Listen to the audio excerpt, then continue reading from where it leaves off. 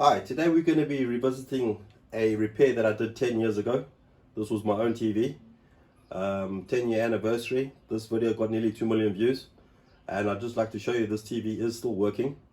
No longer in the main room, it is in one of the bedrooms, but the TV still operates. Two things I want to talk about.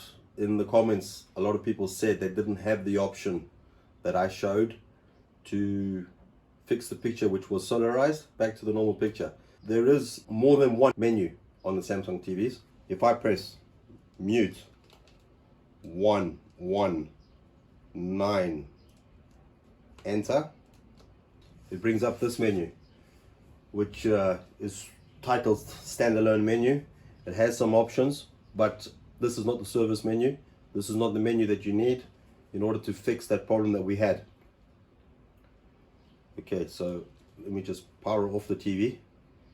So with the TV in standby mode, for this particular model of Samsung, to get to the service mode, what you needed to press info, menu, mute, followed by power.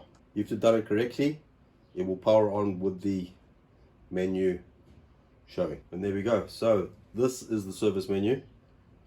And then I came down to, I press enter at the option, came down to the DDR, where that was written Samsung, it was written line.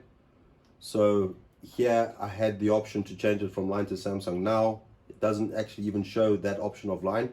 It just shows Samsung or e-tron.